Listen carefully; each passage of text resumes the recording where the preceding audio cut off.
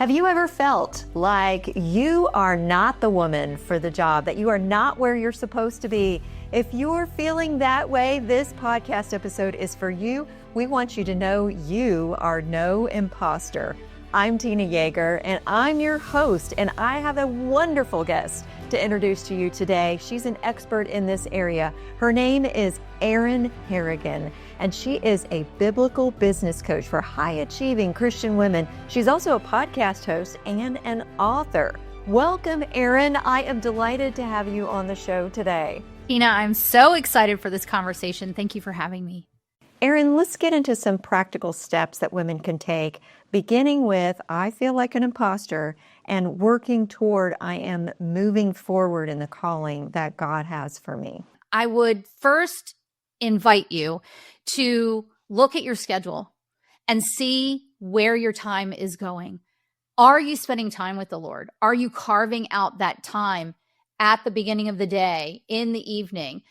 I like to say that Jesus is our best friend, so we can talk to him anytime we want. So are you allowing yourself that time to do that? Number one, evaluate your time.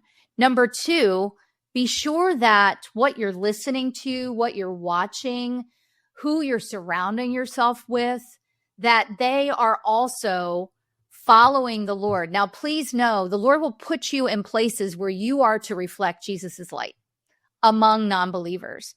But do you have a circle of people, a community of people who are holding you accountable to what the Lord has given you to do, holding you accountable to following Jesus, providing you discernment in what you're walking? So check what you're watching, what you're listening to, who you're surrounding yourself with. And then the third is, are you willing to take action? Has the Lord given you an instruction, but you have not stepped in trust to take action? Because the truth is, the Lord invites us to co-labor. The Lord invites us to walk these things out with him. But if we're not willing to take action, that's just black and white disobedience right there. What's the difference between striving and being productive? Striving goes back to what you were saying earlier, Tina, that self-ambition, that self-absorption. Striving is, I'm going to go make it happen and I'm going to do all the things, even in the moments that the Lord is saying, no, I want you resting. But doing anything in life, in business, etc., with the Lord is really about surrender. And so that difference is what's behind it? What's the motive? Is this about you and what you want to attain? Or is this about your obedience to walk out what the Lord has given you? For those who feel like imposters, sometimes that is in the midst of being extremely busy. Can you talk about how we begin to walk out God's will, even in the midst of a very busy, hectic schedule? Well, I think sometimes in our world, we wear busyness as a badge.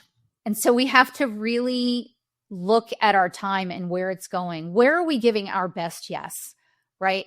Because sometimes the good things are not godly things. And when we're saying yes to something, we're saying no to something else.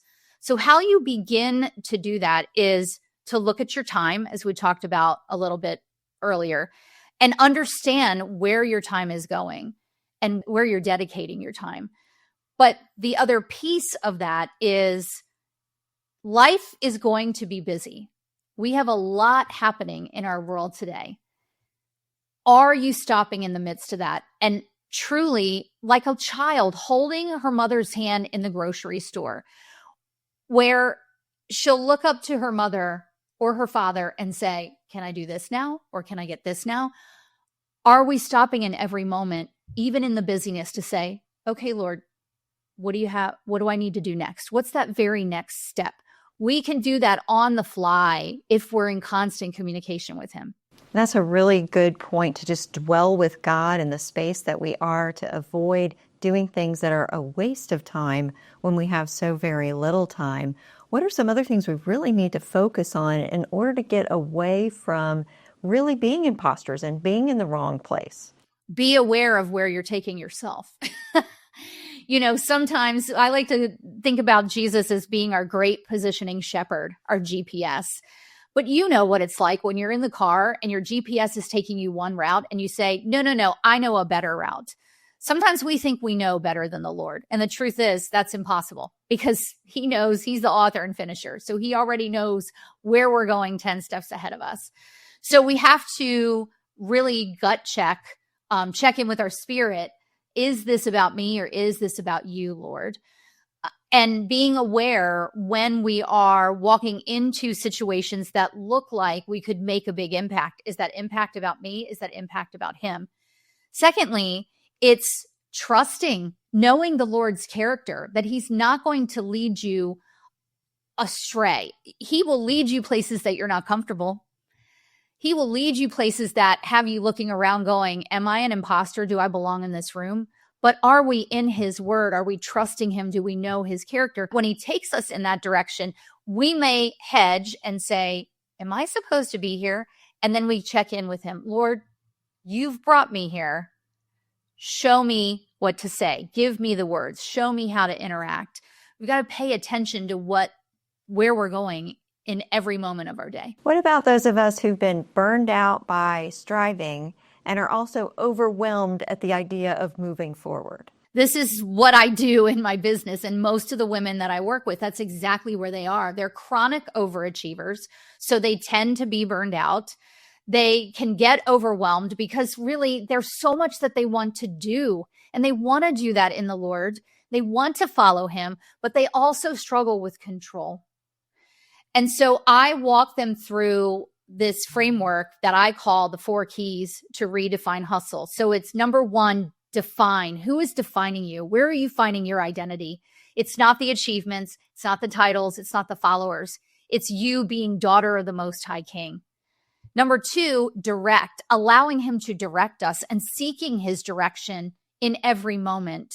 We can easily take that steering wheel out of his hands because we like to be in control. So we have to continue to turn back and know that if he's already mapped out our entire lives, he chose us before the foundations of the earth, he must know where we're going. So we have to trust that he will direct us. The third is discipline. We've got to be disciplined in our time with him. We've got to be disciplined in the work that we do. We've got to be disciplined in taking the intentional action that he's given us to do and not shy away from and procrastinate in doing what he's told us. And then third is develop. As we walk, we are developed. As we walk out what he's given us to do, we learn new things about ourselves in him. It's just like the scripture that he illuminated one day for me. So we've got to allow ourselves to be malleable for him to mold us. We are the clay in the potter's hand. So those 4 keys, define, direct, discipline, and develop, are 4 ways that we can really surrender to the Lord in each of those aspects and allow him to lead us away from overachievement and overwhelm. What are some of the pitfalls that we need to be aware of before we move into the place of healing from imposter syndrome and fulfilling our true calling? Well, some of the pitfalls is, number 1, it's being aware that the enemy is always active. And while he's done nothing new under the sun and he knows exactly how to get under your skin, are we armoring up every day?